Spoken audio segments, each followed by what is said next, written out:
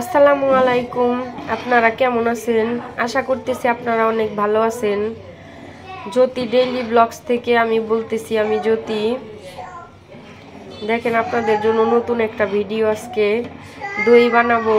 এখানে 4 কেজি দুধ বসিয়ে দিয়েছি। এখানে 4 কেজি দুধ, 1 কেজি পানি দিয়ে দিয়েছি। আজকে দই বানাবো। দেখেন সামান্য হাফ চামচের মতো খাবার সোডাটা আমি দিয়ে দিয়েছি। দুধটা বলক এসে পড়েছে। দুধটা চুলায় দিয়ে আপনারা খাবার সোডাটা দিয়ে দিবেন। দেখেন দুধটা আমার জাল করা হয়ে গেছে। এখন আমি পাত্রে ঢেলে নিব।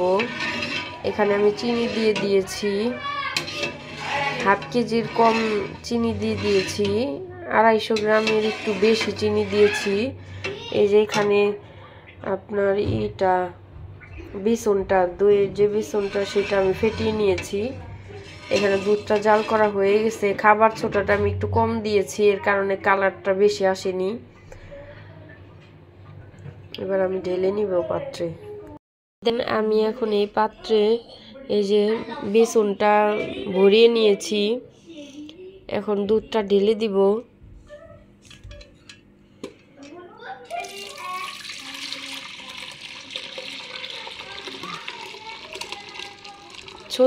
ছোট পাত্রে বানাইতে চাইছিলাম, তা আমি বড় পাত্রে এখন বানাচ্ছি।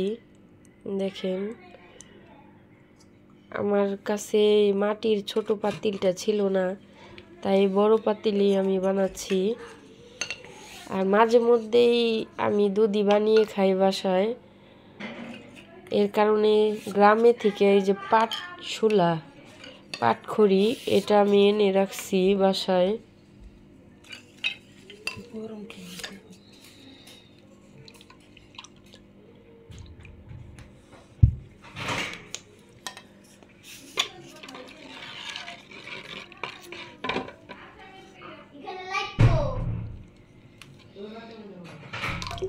এখন আমি বেসনটা ভালোভাবে দিয়ে নিব।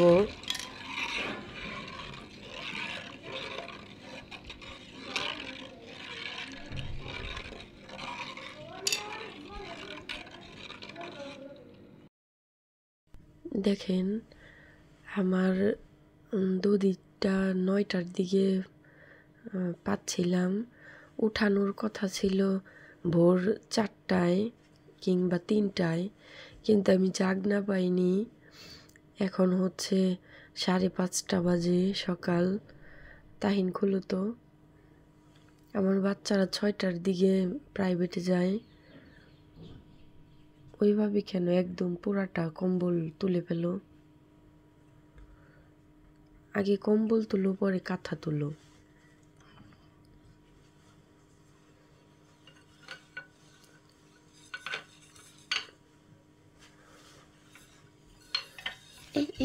এই হয়ে যাবে ভিতর থেকে, তুমি তুলতেই পারলা না।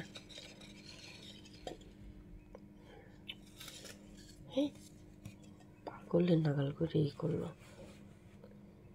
দাঁড়া, এগুলা কিচেনে নিয়ে যাও।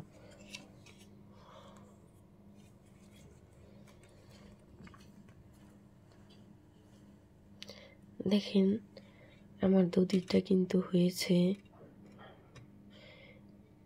এটা ফ্রিজে রেখে দিলে অনেক সুন্দরভাবে আরো সেট হয়ে যাবে।